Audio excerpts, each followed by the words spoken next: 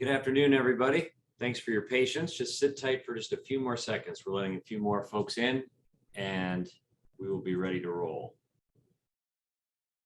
See quite a number of familiar faces from the last session and familiar names. If you're like me, you've got the song stuck in your head that we ended the last session with. You all know those moments, right? All right, I think we are about ready to roll. So good afternoon and welcome to the 5th Annual Summit. I know some of you heard my introduction previously, but just quickly for those that may not know me, I do see a few new names. I know each session we do have a few. My name is Jeff Railing. I'm on the marketing faculty here at the Moore School. And it's a privilege to be here and to be able to be a part of this event every year. We started this about 5 years ago and it's just grown every year since. Last year, we cracked the 250 registration mark. This year, we're now over 300. So it just keeps getting bigger and bigger every year. And honestly, it's a credit to the people that you've come to hear, which isn't me.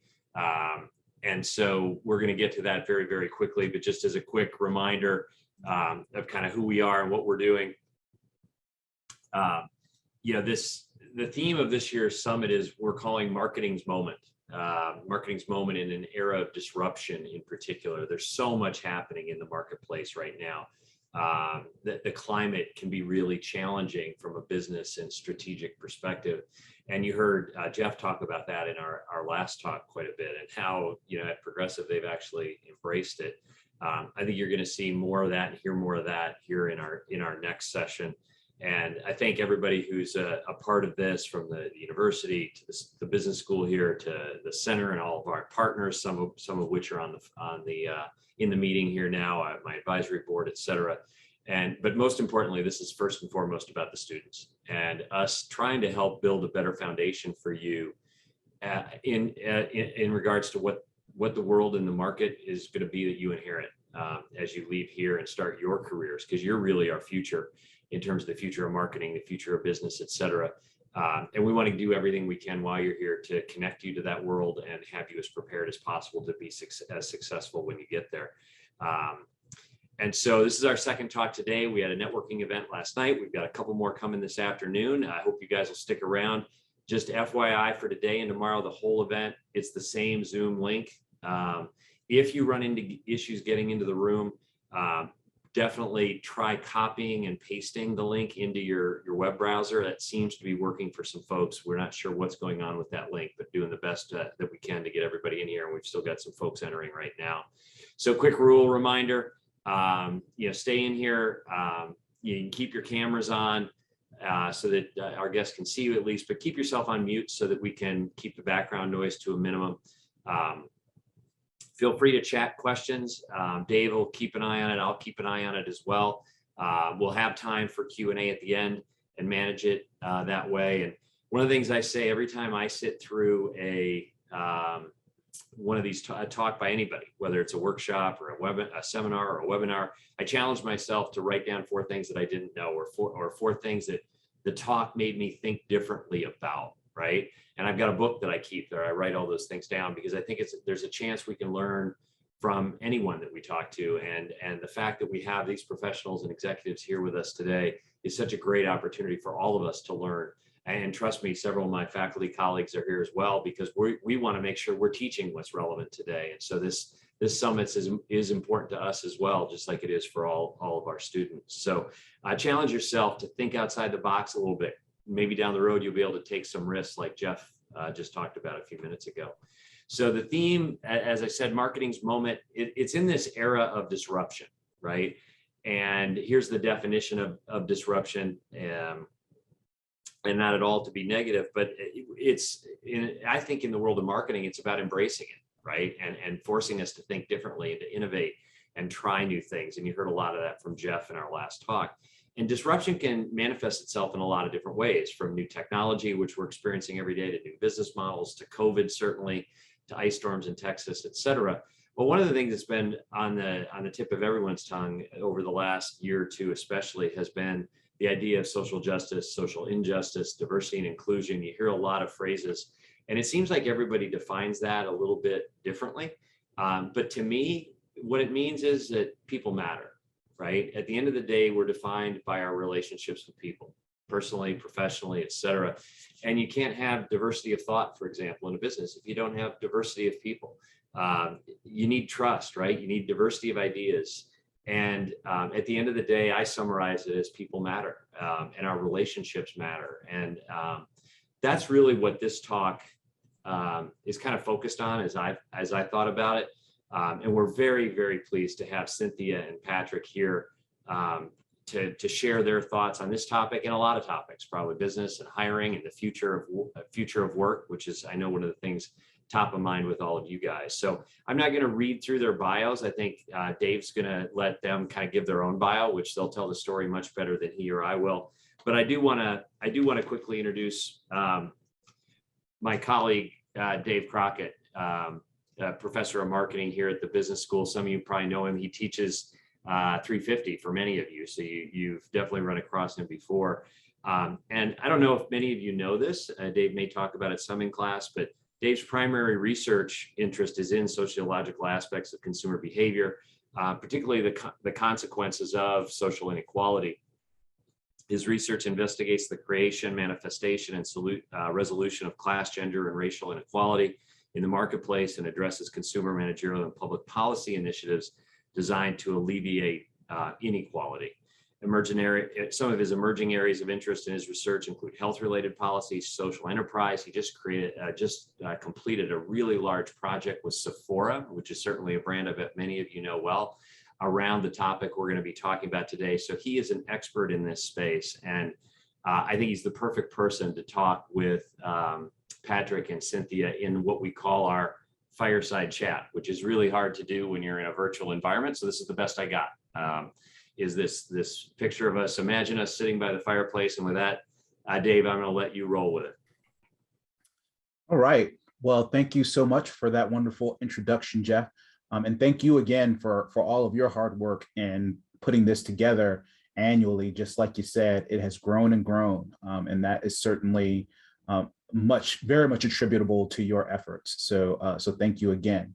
I'm very excited to have the opportunity to talk to some wonderful people who are doing very good work. And I want you to have a chance to get to know them a little bit and to hear what they have to say on some of these topics. And so I'm going to shut up and I'm going to ask them if they wouldn't mind giving us sort of the 60-second intro to themselves about how they got started and their basic career path and what they're doing now. I think I will ask Cynthia to bat lead off if she wouldn't mind. Thank you. Well, first, thanks for the invitation, and thank you all for making the time to be here this afternoon. So I'm Cynthia Soledad, and I'll go backwards first and explain my role today is with a company called Egon Zehnder. Many of you may not have heard of it, but we are an executive search and leadership advisory firm, which means that we, from an executive search point of view, we are placing very senior executives, so think CEOs, their direct reports, and those folks' direct reports.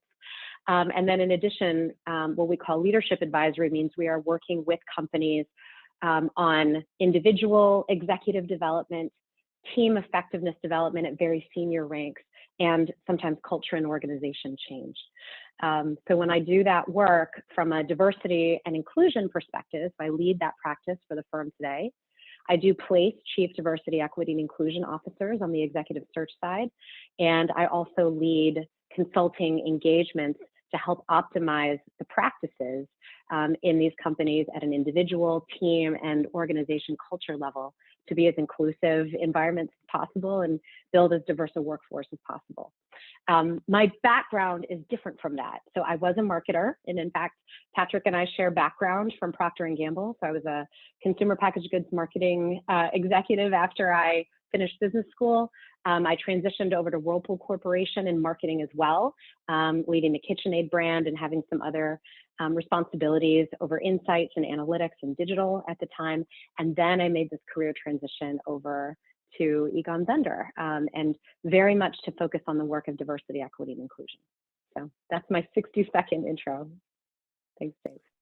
Fantastic. I'll hand it to Patrick. Patrick. Yes, so I will start in the reverse order of my friend Cynthia, who I have had the pleasure of knowing for a long time. I won't date us, Cynthia, but I'll start with my beginnings because they start at the Moore School right there at the University of South Carolina. So I am a proud 1993 graduate of the Moore School. And, you know, it was the place where I was introduced to this thing called marketing and general management. I fell in love with it there.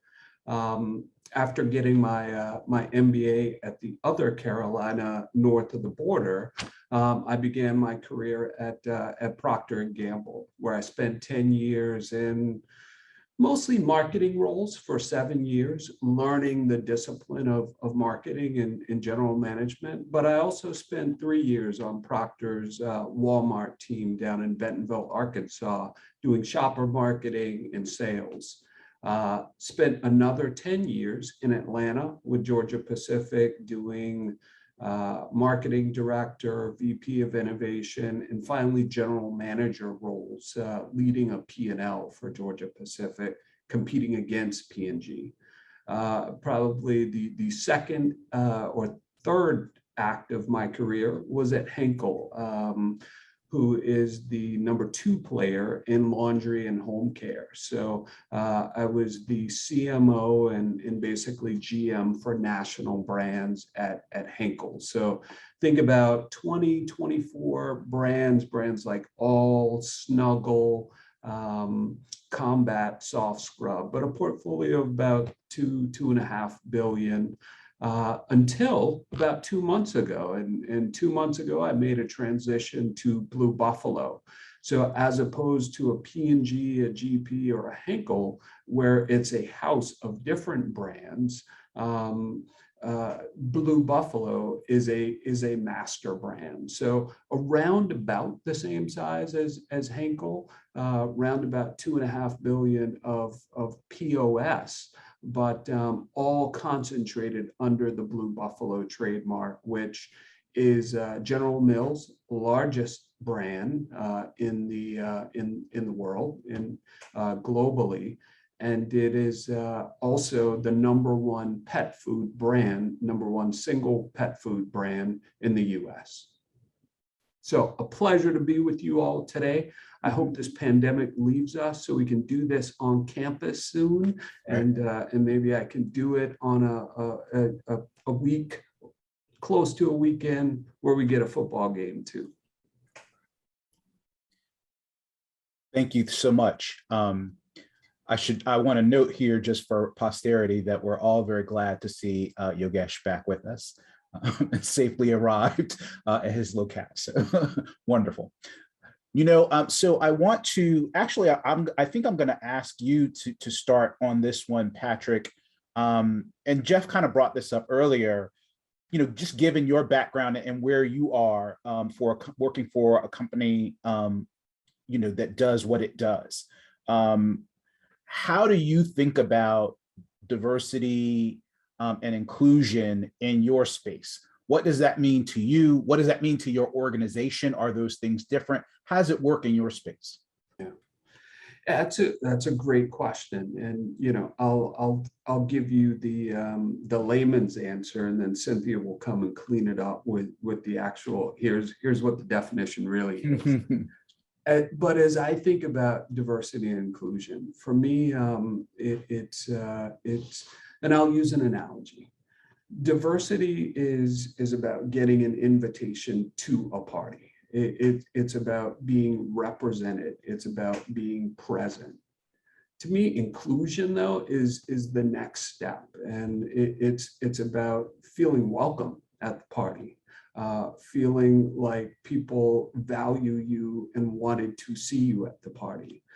So to me, diversity kind of tells us the what. It's sometimes measured in numbers, but inclusion is more the how and how we act. And you know, to me, inclusion is a part of our culture, and culture is the way we do work. And you know, for me, it's about valuing the different voices at the table. People can be at the table, but sometimes you may not give them the space to have that voice valued. And we all show up differently. So, with certain people, whether it's their background or just their personality, they may not be the loudest voice in the room. But what we know from research is diverse teams perform better. And I've seen it in over 20, 25 years in business. So, diversity, getting the right people on the team, inclusion, I think getting the best out of that team. Thank you. Cynthia, how might you respond to that same question? Yeah, I think there are a lot of ands to what I would say. So there's an element, I think, that all organizations who are looking at diversity and inclusion look at, which are the elements that Patrick described. And so we look at those same things. From a diversity point of view, looking at the makeup of the workforce and saying, who is here, right? Who has been invited? And is it a representative population of the communities in which we are based, in which we serve? And if it's not, right, doing the work to understand what do we need to do in our recruitment systems and our retention systems to address those imbalances. Mm-hmm.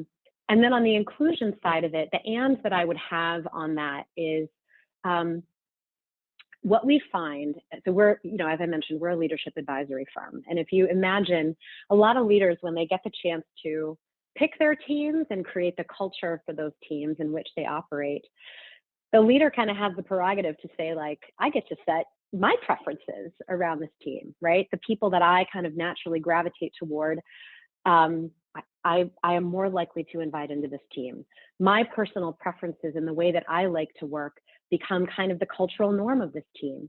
And the folks who join the team then have historically have been asked to adapt and assimilate to meet the teams that they find, right? The cultures that they join. I think what a lot of organizations at a whole organization level, including Aegon Vendor, and at a team specific level are saying, actually, this shouldn't just be about the individual assimilating into what they find, but how can we really create an environment where they're bringing themselves without having to change pieces of themselves to fit in and feel welcome.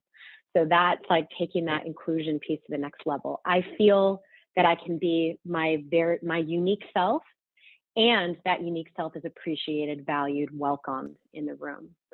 And then I think for us, because we're a consulting firm, and we are a firm that is focused on, frankly, bringing talent into organizations and developing talent inside those organizations, that is our remit.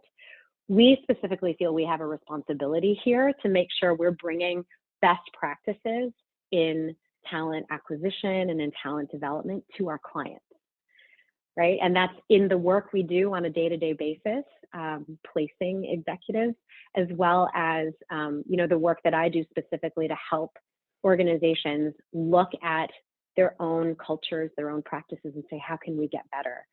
How can we be more inclusive and make sure that we are building more diverse teams overall? So that's how we look at it here. So let me poke here a little bit, and so follow up with the question for you, Cynthia. So you've been on both sides of this. So right now, your organization, as part of the product that you develop, like diversity and inclusion is an ingredient in that product, like a core ingredient in that product. But you've been on the other side where you have been a user of that product, right? Like you're trying to get teams in that are diverse. Tell me about how that's different across organizations. What's different about helping create diversity and inclusion versus kind of how you utilize those things? So I think, when I was on the marketing executive side of things, and thinking about, okay, well, I want to create a diverse team around me, and I want to make sure that I'm creating an inclusive environment and things like that. I would say this was a really interesting learning for me that that when you're sort of sitting in the midst of an organization, you don't necessarily recognize without somebody from the outside sometimes helping you, what the systems are that live inside that organization and the cultural norms are that exist in the organization that even I have kind of assimilated myself to and adapted myself to, right? So some of this work that I feel now that I'm on a different side of it and I'm helping organizations and executives reflect on what they're living in. It's a little bit like that metaphor of the frog in boiling water doesn't know that the water is getting hotter and hotter and hotter, right? That kind of happens sometimes when you're inside an organization.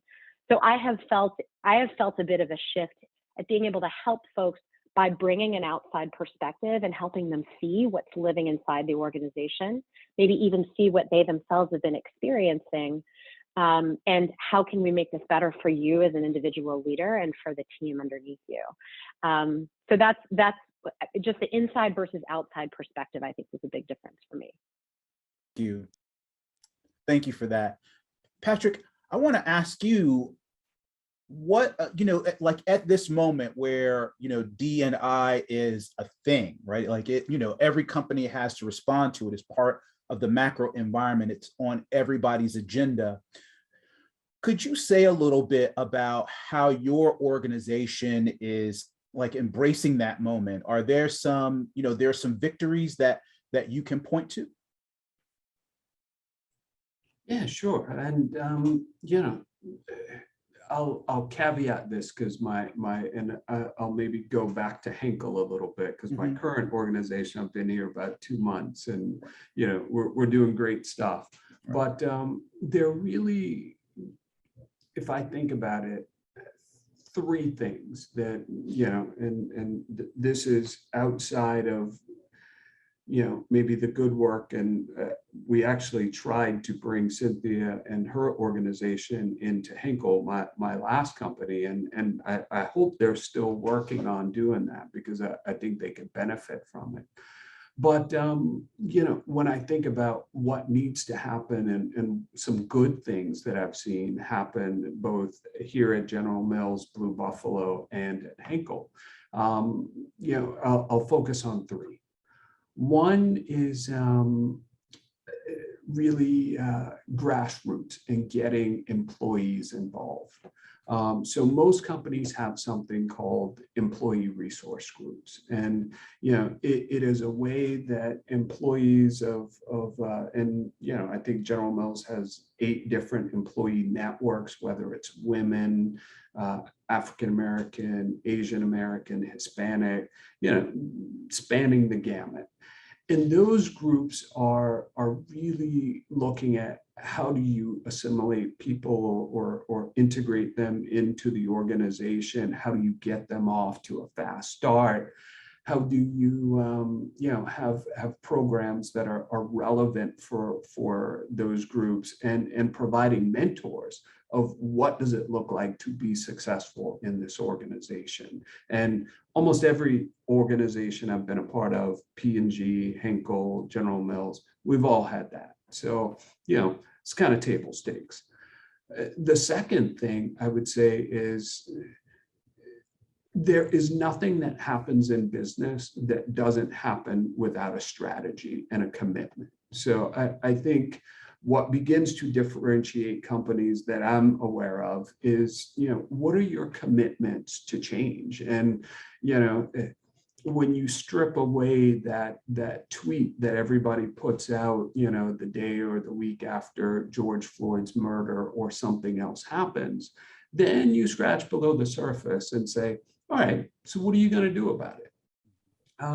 General Mills, I am proud to join a company that, has laid out kind of 3 big directives, and that's equity and access to food. So our philanthropic pushes are all targeted towards food banks and hunger organizations, many of which disproportionately affect people of color. Equity in education. So using programs like our Box Tops, which I think we all grew up and are familiar with, which has donated over $1 billion to education. And finally, equity and representation. And that's where some of those hard, tangible goals with D&I come in. I think General Mills recognized it had an opportunity with managers of color at certain levels. So it has put out a goal to double the representation of Black managers within the next 4 years, and increase the overall representation of minorities at all levels. We already really do well with women. So, keep that progress and don't let it go backwards. So again, the commitments begin to separate companies. The secret sauce to me, though, is the third piece, and that's senior management engagement and senior level commitment. And, I remember those weeks and months after George Floyd's murder. You had CEOs like General Mills, Jeff Harmening, coming out and leading courageous conversations with his organization. You had the CEO of Walmart, had a courageous conversation with tens of thousands of employees and committed from his seat that this is important to me and I want to see progress. I can't say that for every other company that I've worked for. And, when I was at Henkel, I'll share, that didn't happen. So I wound up having those courageous conversations as the, let's call it senior African-American at Henkel globally. But, it matters. So, it's got to be bottoms up. So grassroots employees. And that's where I really saw not just the people in those ERGs, but it was a place for allies to come and learn and, ask questions in a safe space. It's about those commitments. And in a perfect world, it's about that senior level commitment. Thank you. Thank you. So I heard like employee resourcing, strategy and commitment, and not just commitment, kind of at the lowest levels, but commitment at the highest levels too. Cynthia, I'm going to ask you to respond to the same, but before I do that, I want to remind everyone, to please, if you have questions or comments, you can pop those in the chat. We'll have some time for formal Q&A, but y'all are getting a lot of good stuff, and I'm sure that it's beginning to stir some things around. So go ahead and write it down, and we'll get to you. All right, Cynthia. Yeah, I think one of the things I wanted to share is global organization. So Aegon Zender is a firm that was founded in Europe, in Switzerland specifically. So we've got a massive U.S. workforce as a percentage of our overall, but it is a firm founded in Europe. Patrick worked for Henkel, headquarters are in Europe, and it's been really interesting to see the different dynamics around the world on where are leaders in having open dialogue around diversity and inclusion. How do they define diversity and inclusion in their respective areas? In the U.S., we actually have a more, I would call it a more layered and nuanced conversation that's been happening for some time, where we've incorporated into that definition of diversity race, ethnicity, gender identity, religion, ability, disability, LGBTQ+. It's a multi-dimensional conversation that has been at play in the US for some time. And in many other places around the world, the conversation has been quite focused on gender balance and less, and potentially internationalism, right? Do we have representation from all the countries around the world where we operate? And less so on all of those other dimensions of identity that I named. So Aegon Zender falls into that as well, as a firm headquartered in Europe and founded in Europe. And so part of our journey over the course of the last 18 months in accelerating our progress as a firm is to try to bring the rest of the organization around to the same level of conversation that has existed in our US workforce for a little bit longer time, frankly, to think about diverse representation and a sense of belonging as key priorities everywhere, not just in the US. And again, we're a part of that conversation. I think Henkel is a part of that conversation. Many other, I work with other client organizations where I see the same. In many cases, the US workforce spurs advances in the D&I conversation for headquarters in other places around the world. So that's been a really fascinating dynamic, I think. And I'm proud that we have been making progress within Aegon's Under on that front. And definitely one thing is, the ways in which we support our clients in this work has dramatically increased over the course of the last year and a half as well. So, we've had more client organizations. It's a good thing, right? We've had many, many more client organizations reaching out to us, to our peers in this talent advisory space. Our strategy consulting peers as well at McKinsey and BCG are in this conversation as well. So client organizations all over the place are looking for help, support, that outside mirror that I was talking about before, to say, help me understand the dynamics within my organization. So I'm proud that we are a part of, along with our, many other consulting firms, we are a part of helping many, many more organizations look at their own practices in a new light and hopefully drive progress. So those are a couple things I've named. Thank you. And let me follow up on that real quick, and I'll have Patrick respond to this as well. You triggered something for me. When you're doing this work with organizations, and just my own very limited work in this area by comparison, had me sort of wondering, what are you using? Like, what are your mile markers? To the extent you don't have to get super in the weeds with this crowd, but what are the things that you look at that let you know that we are traveling on the right road? Right, and we are moving forward on that road.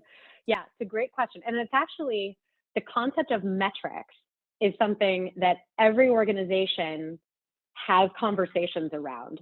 The first conversation is, are we going to measure this? Can we measure this? A lot of the time. Yes, absolutely. Progress is measurable. Progress in representation is measurable, right? You do have to, in outside the US, actually, many of you probably are very familiar with filling out forms that say who I am and what my identity is. That practice is not necessarily standard everywhere. So even measuring who is here and how do they identify, and taking that step, that for a lot of organizations is a step that they must take that feels very standard to us in the US. So you can measure representation, but another big piece that, and this even from a marketing point of view, I think is relevant for you all to think about, a lot of the inclusion side of this is about asking people what their experience is, right? How do they feel when they come to work? Do they actually feel a sense of belonging? And there are different types of research questions. Yogesh has been a part of helping to craft some research questions. So actually, while I'm not a marketing practitioner anymore, I use my old market research skills in this work, asking employees, what are they feeling, right? And a lot of the encouragement that we make to senior leaders is listening into the organization and getting quantitative and qualitative feedback on how people are feeling is a really important measure of progress on this. You got to listen in the same way any consumer organization knows to listen to their consumer, right? Your employees, think of your employees like the consumer. They're buying your employee value proposition or employer value proposition, or not, right? If they're unhappy, they do leave. So those are a couple of pieces, I think. Right. Patrick, what would you add to that? Yeah, what would you add, Patrick? Not much, because I think you hit on all the points. What I have been a part of is that first, really kind of understand, what are the numbers saying? What is representation like, and doing it at different levels. And just like we examine the business and try to figure out, all right, I got trial, but I didn't get repeat, or I didn't get 2 times repeat. Why may we be losing people along that funnel? And to your point, Cynthia, it's about, those employee engagement surveys, going deep on net promoter at different levels, and really trying to understand that. And that's where you get to the why. And that leads to the programs that can help to stem some of that leakage. Because what we found out at Henkel is we were doing a really good job of and kudos, Cynthia, you closed the loop on something I didn't say. Henkel, a global company, it outpaces and is ahead of the curve on representation of female talent, so check. But that's something the company has been focused on. It has been measuring it. It has been putting things into place. It's been recently that we've done it. They've done it for other groups, and it was eye-opening. But you could see the pinpointed places of, all right, with this group, you are losing them between manager and senior manager. With this group, it's more director. And then you begin to do more the qualitative assessment to say, all right, why is that? And it begins coming into focus. So agree 100%. Yeah. Great. So I'll go back to Cynthia here. We have a number of corporate partners here at Darla Moore, and almost all of them, I believe, have some sort of D&I initiative. What are some of the real victories that you're aware of in companies where things are working well? And then we'll do the opposite. Yeah. I will confess a little bit of a bias toward my first employer, Procter & Gamble. So there is a little bit of a bias there because of my personal experience. But even trying to take that personal experience away and just looking on the face of some of the things that P&G, I do think P&G has continued to be a leading voice in diversity, equity, and inclusion practices. And they've been at it for a long time, right? I know we have a field of marketers here. I mean, many consumer goods companies, including P&G, because they recognized decades ago, oh, the people I'm trying to get to buy my product are a diverse group of people. Oh, maybe I need to ensure that my workforce that is trying to connect with those individuals through our products and through our communication needs to reflect the diversity of the consumers that I'm trying to connect with. So many consumer companies, P&G among them, I think are leading voices in this because they've been at it for a long time. And they do use the same types of skills of how we listen to consumers. We also want to listen to our people. And I would say, I talked before about those many layers of identity that are a part of the conversation now, right? So it's not just gender and internationalism and then race and ethnicity usually comes after those conversations for global companies. P&G has been a leading voice of late also on, disability inclusion, on LGBT inclusion, so they have been helping to bring those layers of conversation in, and I think others watch what they do.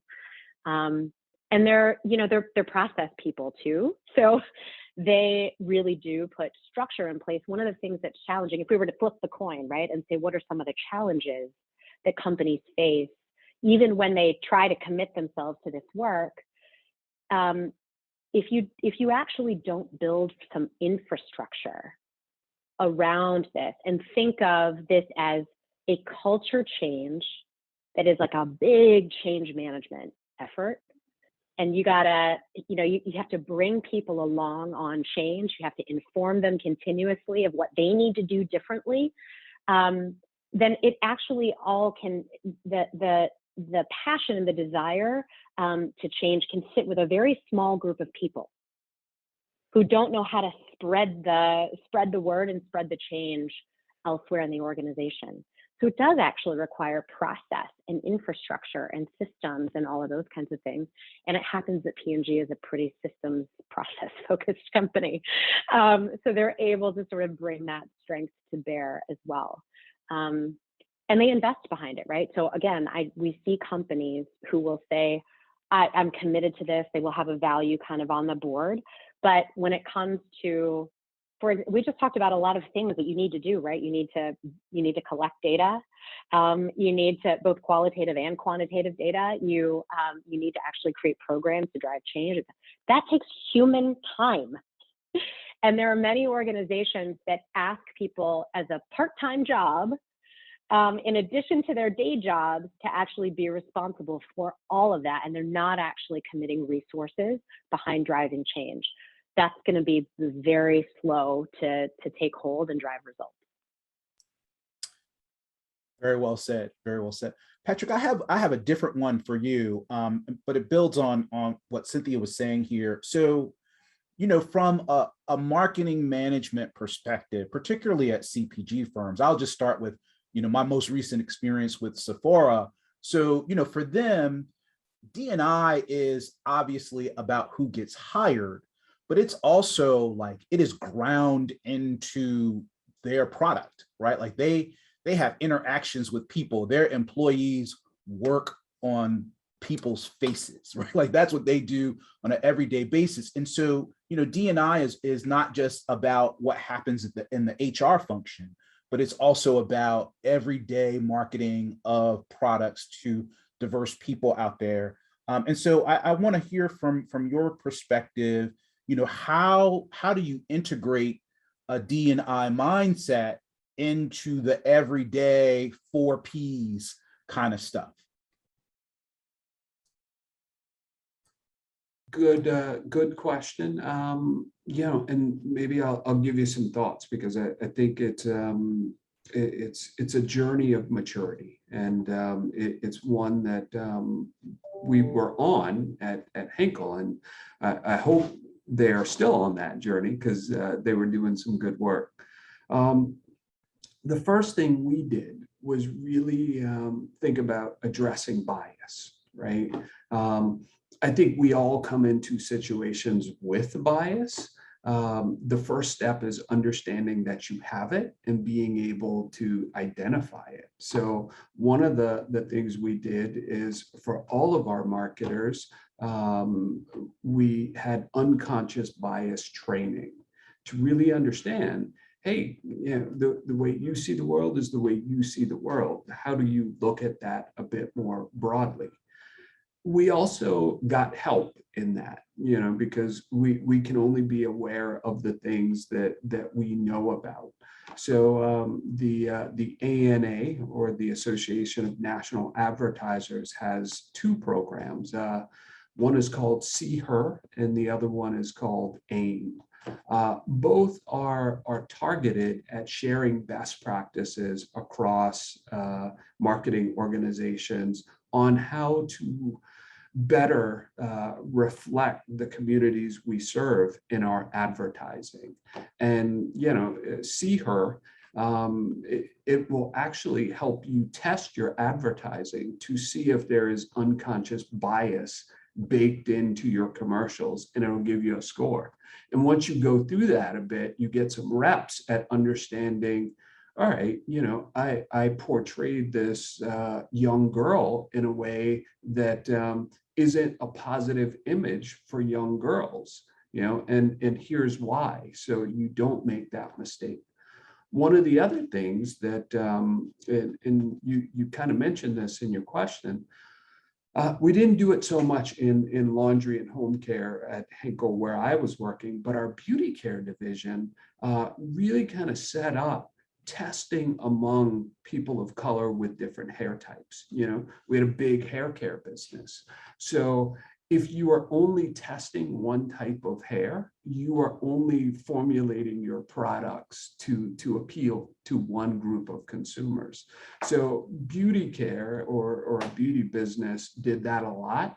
We did it to a certain extent in our fragrance testing on brands like Snuggle. You know, it's a fabric softener brand.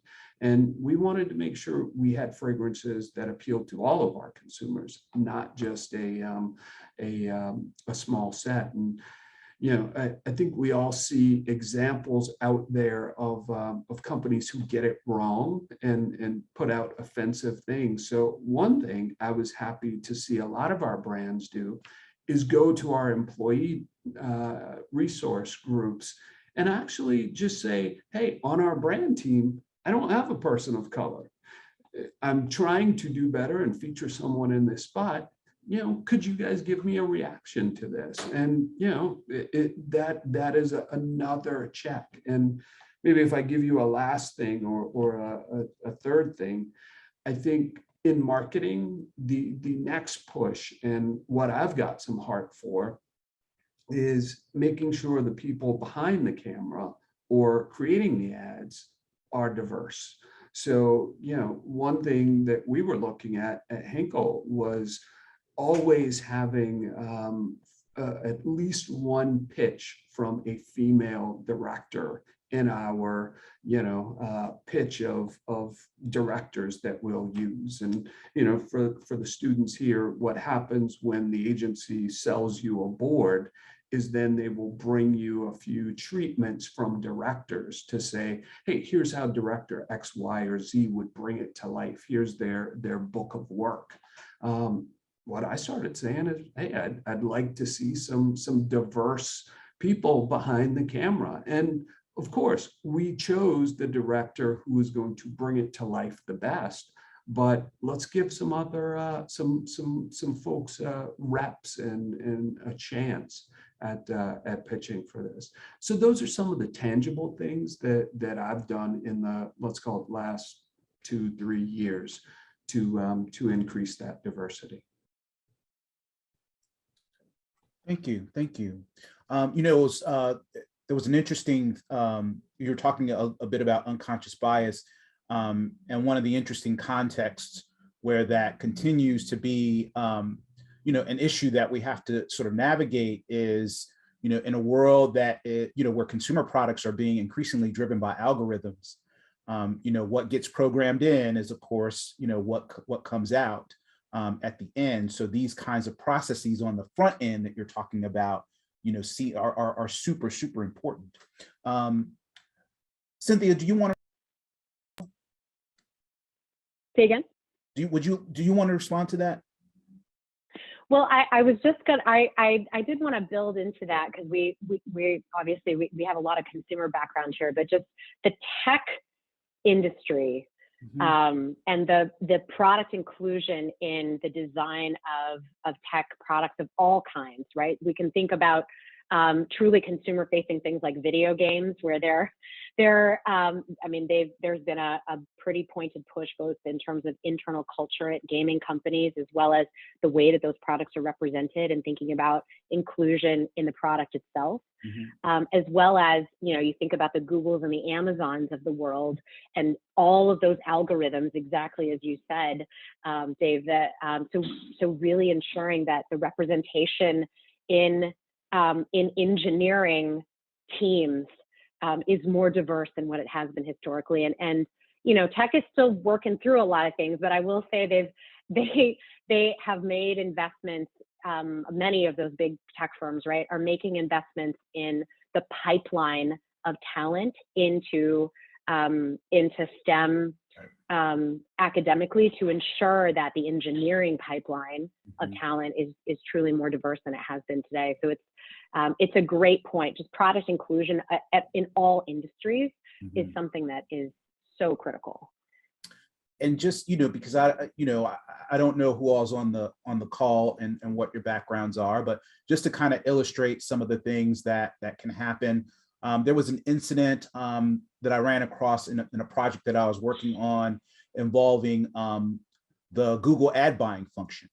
And essentially, you may or may not have heard of this, but when you can buy keywords, right? If you're an advertiser, and when you went to buy words about African-American girls, The sites that were associated with that were, many of them were pornographic, right? So this was the association that the algorithm had with that word.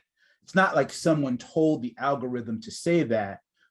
This is an issue on the front end of, that it involves design. And so Google ended up taking it down. They made the changes after actually the journalists that broke the story informed Google that it was a problem. Google was not aware. When you searched on white girl or white boy, you did not get the same association. So this was happening at the level of programming.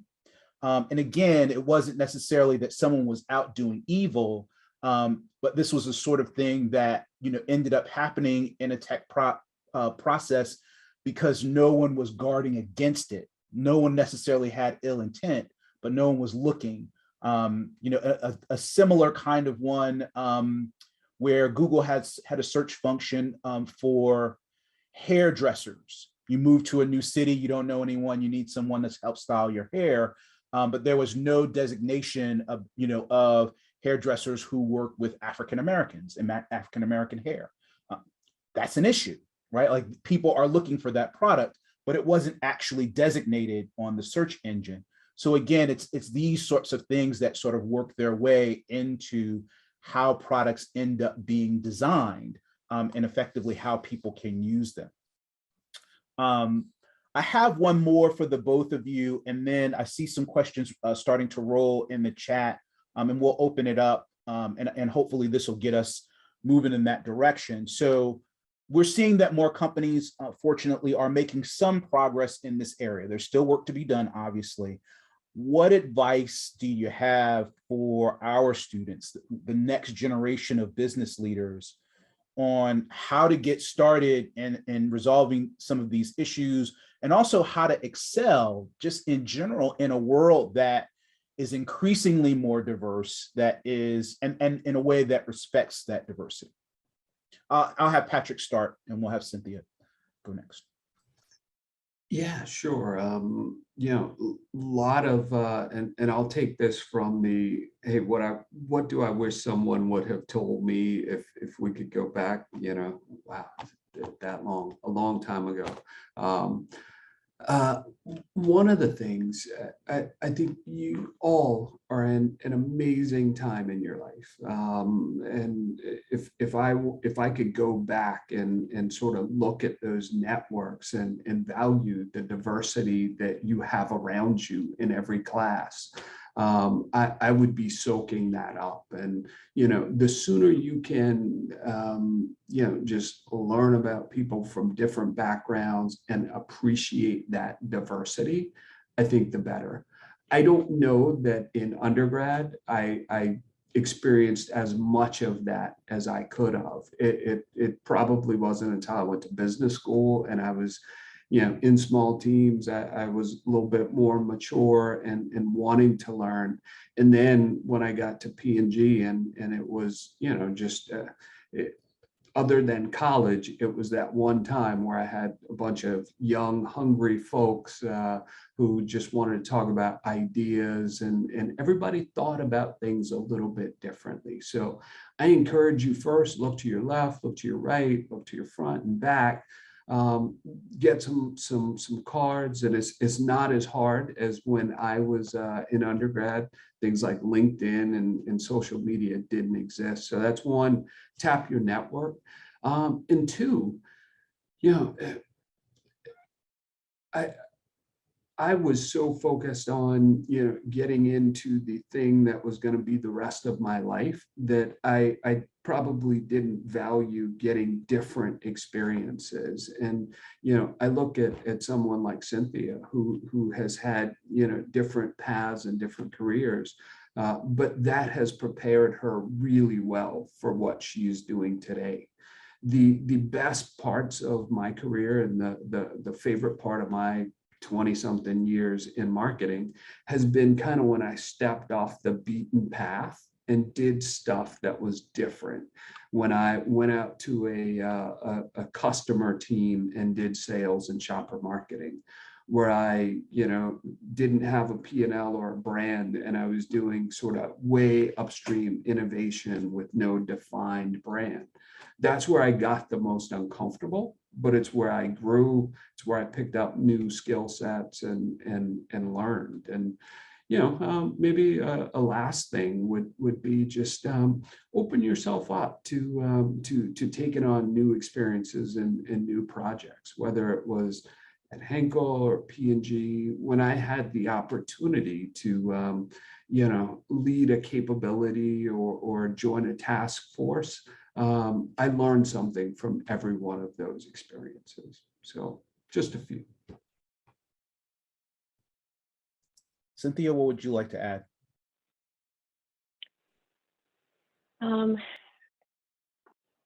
I think, well, I'll start by kind of taking this diversity and inclusion thing down to a really human level, right, for each of you as individuals, and say, first, recognize that it is a superhuman trait to gravitate toward people you share similarities to. It's just, that is how we as social beings are wired, which by proxy means there can always be that little sense of discomfort when you are with people who you don't share as much similarity with. And the practice of letting that in and actually seeking to understand those differences and embracing those differences, that is actually the heart of inclusion. It's inclusion and acceptance. It is, I know you're different and I want to understand that difference, and we could do really cool things together because we're different, right? It doesn't mean that you reject similarity either, right? But I've talked to a lot of people who, I think many of us naturally gravitate toward this idea of let's find the things that we share and are similar, right? The sort of the human universalities and all of those kinds of things. And that does feel good. And that's a little bit different from inclusion, where you are really letting people in, including all of their differences. You're seeing those differences and celebrating those differences and learning about them and figuring out, again, because we're different and because we see things differently, we can do cool things together, right? The ideas that we come up with together will be better because we've debated it from a couple of different perspectives. That is the underpinning theory and truth of why diverse teams work, drive better results. It only works if you let those differences in. So that's one thing, just at a very human level. I think we all have that opportunity to practice ourselves, being in that uncomfortable space of being with people that are different and almost seeking it out and learning from it, right? And then figuring out what you can do together because you're different. And then I guess, and this is a little bit tied to some of the things that Patrick was saying, anytime you're uncomfortable, there's an opportunity for growth, right? So that could be because I'm working with somebody who's really different from me. It could be because I'm doing a project that I've never done before, or I'm changing jobs. I've been promoted to a bigger job, and that's going to be uncomfortable. Anytime you're uncomfortable, there's an opportunity for growth. But you do have to sort of sit with that discomfort and say, how do I make this into growth? And recognize that in order to get all the growth out of it, actually stay curious, ask questions, seek mentorship, sponsorship, all those kinds of things. One of the things super interesting when we work with senior executives, you'll still find people who at a very senior level will feel like, in order to be successful at this level, I need to call on the same things that made me successful all the way up to this point. And actually, the idea is you keep growing and you keep learning new things. So even at the most senior level, approaching that discomfort by saying, I'm not going to just call on my old tricks and go to my old toolkit. I'm going to figure out what new tools do I need and who can I learn those from, and be as curious and open as possible. And that's where you turn, I think, discomfort into growth.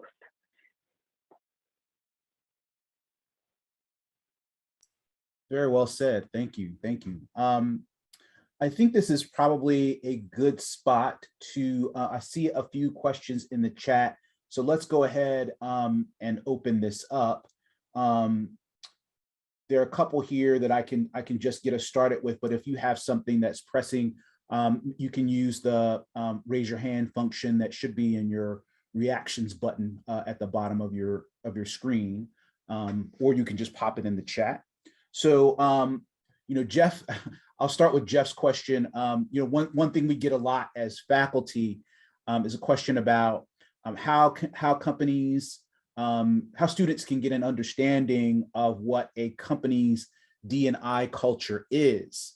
Because many of you are in that position now. You're looking for internships, you're looking for full-time work, and so you're doing your research on companies, and you want to incorporate this. Where do you go to get good information about that? And kind of a corollary to that, is it something that you should be asking about if you're fortunate enough to get a job interview? I suppose, Cynthia, since you're in the talent acquisition business, maybe we'll have you lead off on that question. Sure.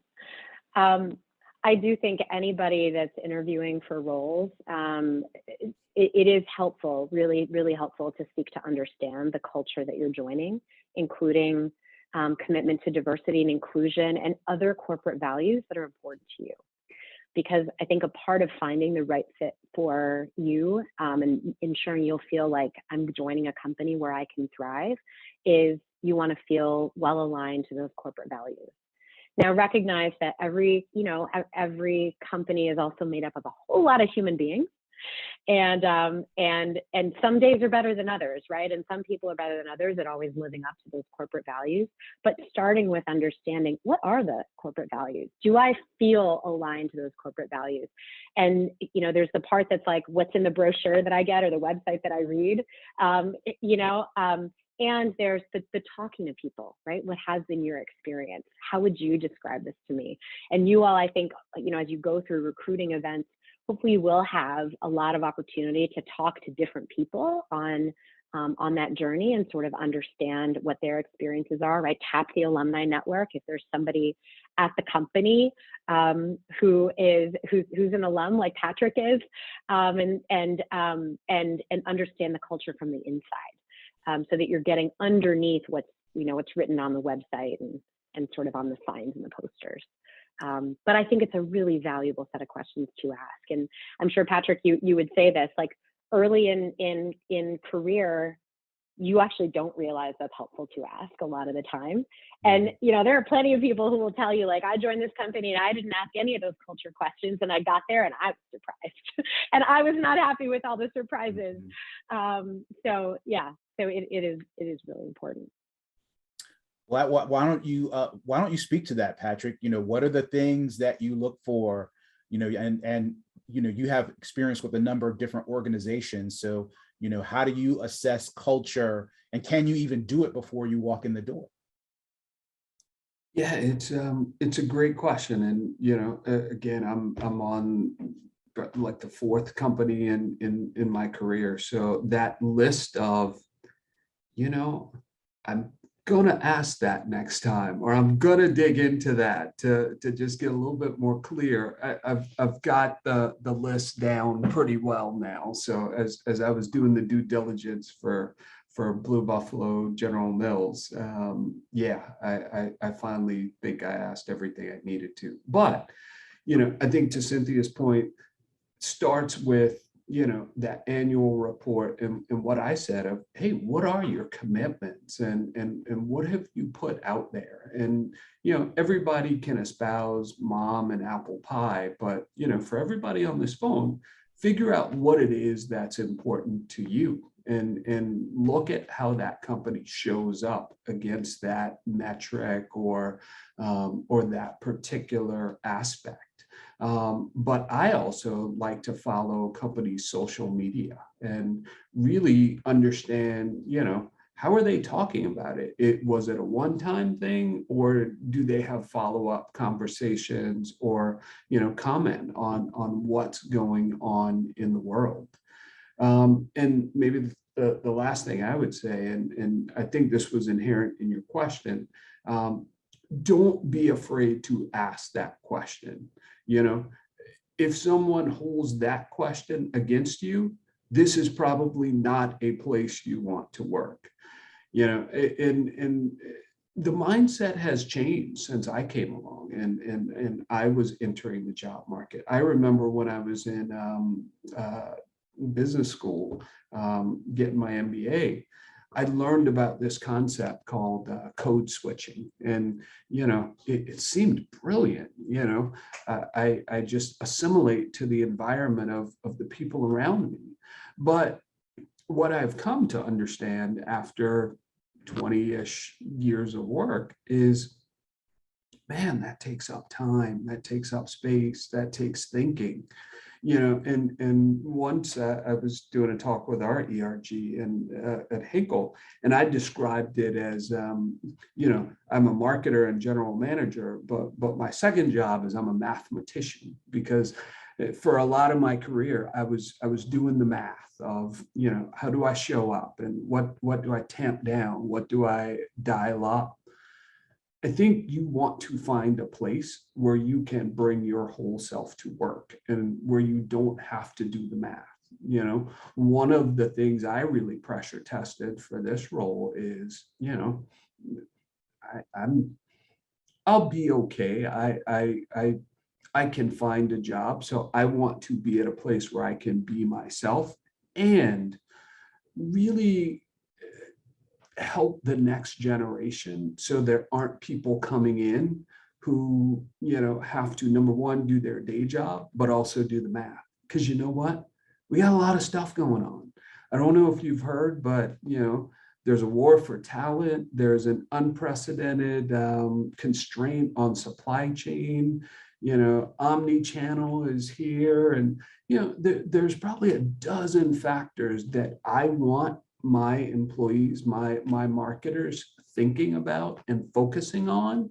The last thing I want them focusing on is, how do they calibrate to the leaders in the room versus how do they come up with the best business solutions? So, what I encourage all of you to do is find a place where you can be your authentic self and not have to, use 1 to 5% share of your mind, because in the categories I compete in, that's death if I have to put 5% over here. I need all of that on the business. Thank you, Patrick. Caroline Harris, you had a question. If you're here, would you unmute yourself and you can ask your question directly? Totally. So I work for NASDAQ on their marketing team. And this summer, the SEC approved our policy where we now implemented board diversity. Like you have to have at least one female and at least one minority who identifies as a mixed race or ethnicity or LGBTQ+. So I'm wondering how your companies, do you have any board policies or how does your leadership hold you accountable in the diversity, inclusion, and belonging workforce? I'll chime in. I definitely saw that, and I applaud the NASDAQ for that step. I think companies first should want to do that, because you don't have to Google very far to find research that supports that diverse teams come up with the best solutions. So I think that will bear itself out as not just a good thing to do, but a good business move. It has not affected any of the companies I'm associated with. Henkel was traded on the DAX, and as a European company, I don't see that sort of change in the board. And it's also, half public, but a real large ownership stake by the family. So I don't see that changing anytime soon.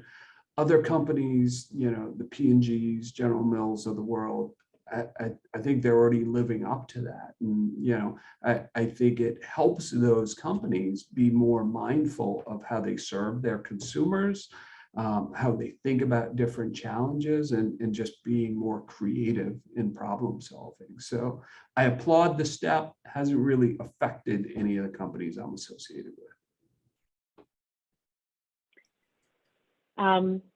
I will chime in, and I should have mentioned at the beginning when I explained what Egon Zender does.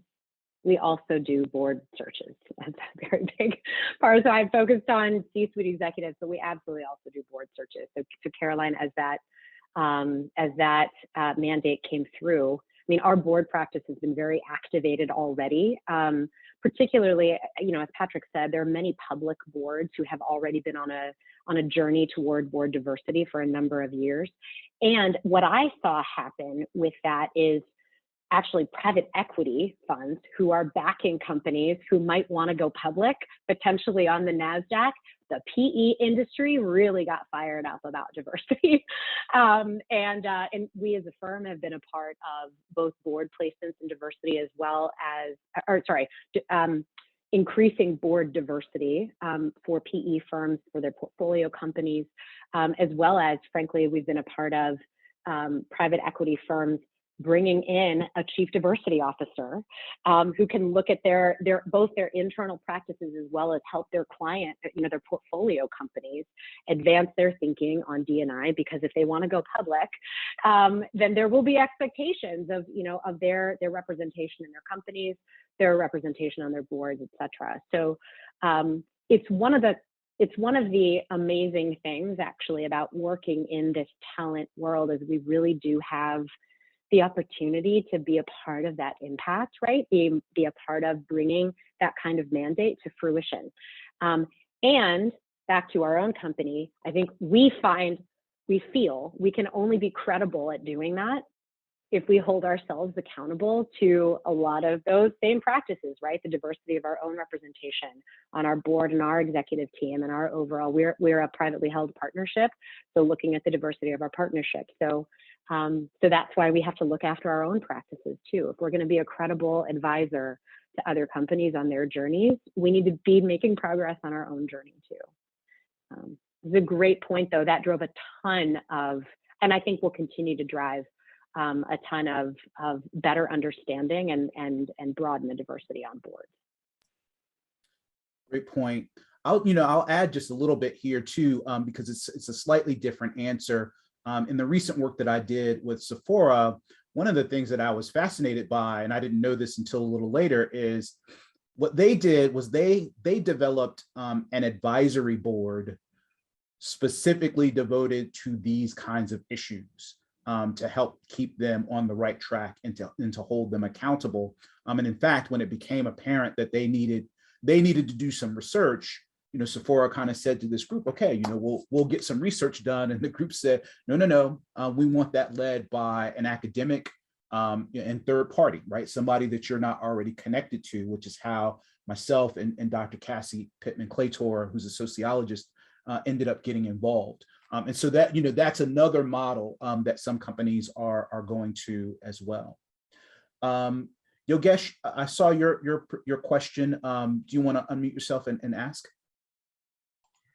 So I had two questions, and I'm kind of like preceding for the audience here.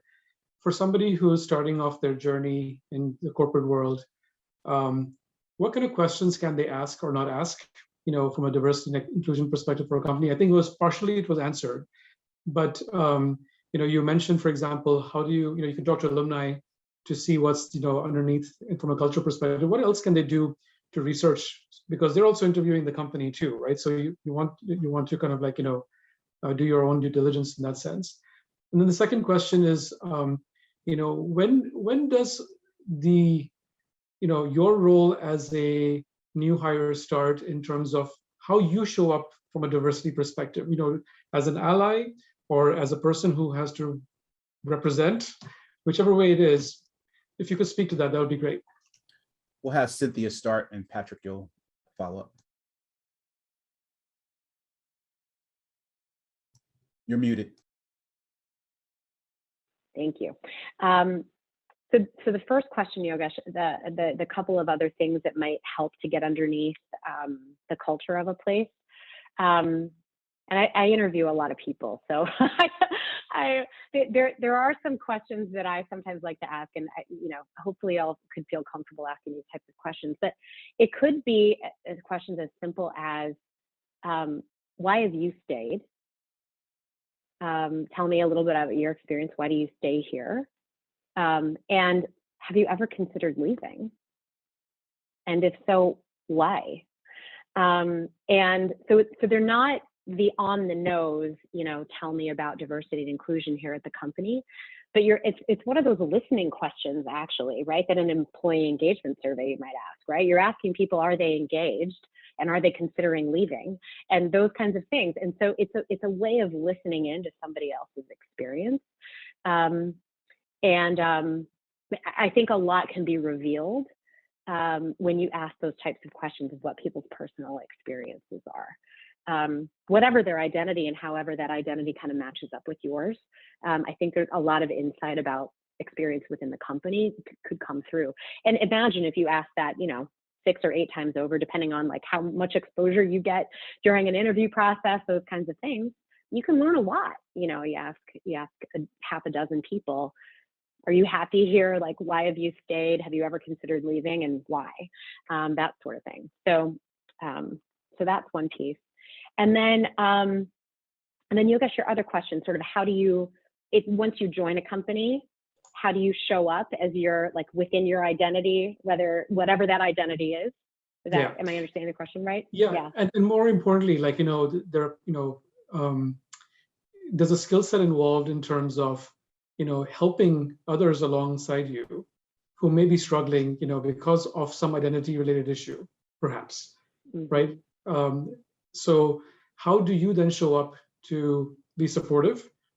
And because that's also part of leadership, right? So I just want to kind of like open it up from that perspective to say that, leadership doesn't start once you reach a leadership position. It starts actually from day one when you join a company and you start showing whether you're proactive and things like that. So there's a skill set in terms of how you operate from a DEI perspective as well. So I'm just kind of like wanting to hear, both of your thoughts in terms of what would you tell this audience here, what you should do when you start in that sense, Yeah. Well, I think every one of us has the opportunity to sort of build an inclusive culture around yourself.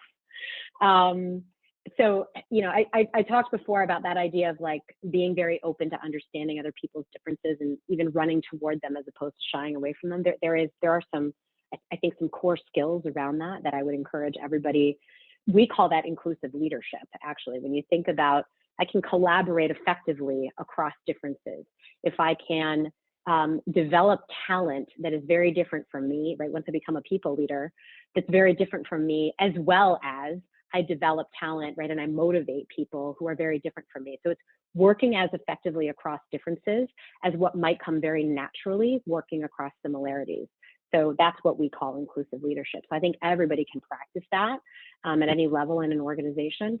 And I think the final piece is, and this is back to this listening with empathy, in any situation. I think that's a lot of what allyship really is listening with empathy. It is, we've reached a stage now with COVID especially, and then with, social injustice and racial injustice protests last year, where, so many employees finally reached a point where they're like, I just can't check everything at the door that I'm feeling every single day. Right. So a lot of what employees have been asking for over the course of the last, year and a half is have some compassion for all the stuff that I'm carrying around with me. And, is it okay that I have all of this stuff and I can't always check it all at the door? And if you can't check it at the door, then you need some people at work that you feel safe sometimes unloading with. Unloading to. And any one of us can be that person for somebody else. A safe space to listen when just stuff gets hard. And that's what a compassionate workplace really is. So. Yes, so I think the two parts of your question, I think, were one, how do you uncover some of those things about companies? And I think there are a lot of tools out there. I'm going to go back to one that I talked about, which is your network. You know, the joke within CPG is, you know, what is there, like 7 degrees of Kevin Bacon, but in CPG it's probably like 2 or 3. You're early in your career, so that's going to probably be a little bit more, but I guarantee you talk to someone who, and they've know someone who interned at this place or that place. 2 or 3 or 4 conversations can put you in a position to talk to someone or get an opinion on a company. Today, unfortunately, I can do that with 1 or 2 calls. The second thing, there are a lot of independent resources out there like Glassdoor. I think I wouldn't follow everything off a cliff for sites like that, but they do give you some themes or things to look at and some places to probe. It's one of those, if there's smoke, maybe there's fire. So it tells you what to kind of look at. Once you get into the organization, how do you get started with the actual work? I think there are kind of 2 parts to that question. One is maybe, if you're trying to do the work for a particular group, I think ERGs are a great place to start, because there you're going to get that mentorship, you're going to help be a part of the programming, help be a part of making that a stronger community. But an ERG, an employee resource group, is also a really good place for allies. And one of the things I saw when George Floyd was killed is about half of the people who joined our courageous conversation were African Americans who wanted to, kind of just talk about and vent and get some perspective. But probably even more than half were allies who wanted to learn. And, we wound up having follow-up conversations where people asked about, hey, tell me books I can read, and, help me understand this. When someone says this, what do you mean? And, I was already on a journey to I will say, improve my understanding. It had mostly been as a part of our Women in Business ERG, where I learned a lot, but it spurred me to spend more time with our Asian American ERG. And when there was violence against Asians, earlier this year, last year, we had conversations about that, and I learned a lot in that. I attended sessions with our LGBTQ ERG, and I learned a lot about what that group was going through and just how I could be a better ally. So, those are a couple of the tangible things I think you can do and look for when you enter these organizations. And look, if one doesn't exist, maybe that's a niche. Yep. Could I just say one more thing, if I may, Dave? In the last 24 hours, I'm sitting on the executive committee at my company right now on diversity, equity, and inclusion right now, right? So we were trying to pull together what is the calendar of events we should be recognizing for different ethnicities, gender, sexuality, et cetera. And I started doing some research to find, well, what are the dates, and are we comprehensive on that? So I was using Google Calendar. If you look at just the holidays in the US for Google Calendar, it only captures about 25% of all the events or that should be captured when you bring in, say, from China or from India or from, the Jewish holidays or whatever it is, right? It only captured 25%. And I spent the better part of yesterday afternoon trying to build out the calendar. And once you have the calendar built out, it looks very different than what Google's, US holidays looks like. Right, so don't assume that what everything is there is necessarily complete. There's obviously groups that I know I've missed, but at least we started somewhere by starting to do the research. So, I would encourage for everyone to find out what's happening also in the context of in your class. Do you have different nationalities present? Are there immigrants present?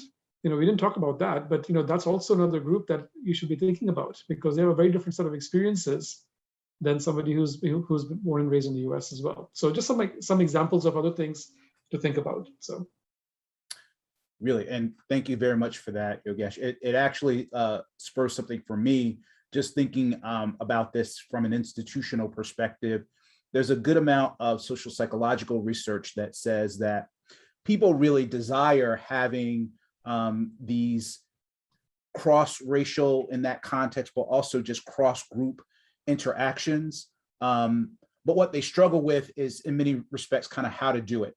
And so what seems to be really useful is basically when organizations create scenarios in which people can engage each other that involves some kind of either scripted interaction that they're allowed to then process afterwards, or interactions that have some sort of rules and boundaries. And I'm thinking of, Yogesh, your idea of putting together this calendar so that people can engage each other, but also Patrick, you bringing up ERGs, and Cynthia, you made some remarks earlier about, and at the default, people will stick to their groups, but a lot of times it's about them not knowing how to engage.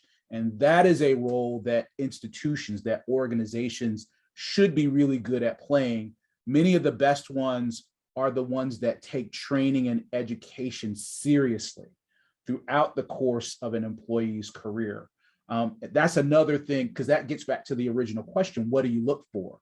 One of the things you can look for are, what are the opportunities to get better at what I do?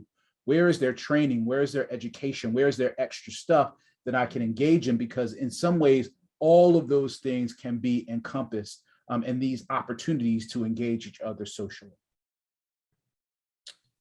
Well, I think I'm gonna kick it back to Jeff because he has some things to do to wrap us up. But I want to first of all thank our panelists for being awesome. This was such a good session, and we so appreciate you being here and spending your time with us. Thank you so much, Jeff. Thank you, Dave, and I'll echo that. Cynthia and Patrick and Dave, thank you so much for your time this afternoon. That was really, really insightful. I know it gave me some things to think about. It. I know this can be a challenging conversation, but Patrick, I think you phrased it well in the organization you were in at the time, is that it's not a challenging conversation. It's a courageous conversation. It's one we need to have. And I think we need to change that tone. And I'll close with, before I talk about what's next, with something Cynthia said, because I think it's something each of us can take away from this. And that is, what defines a compassionate workplace. And at the end of the day, I think many of us struggle with what to do and how to talk about this and what it means. And it's complicated, right? And it's hard. And at the end of the day, we're all people, and most of us have some baggage that we're carrying, right? You could be that person that when somebody needs to talk, right? Maybe it starts with something as simple as that anyone can be that compassionate person and be willing to listen. And maybe it starts there with listening instead of talking. So with that, I'll gradually stop talking here.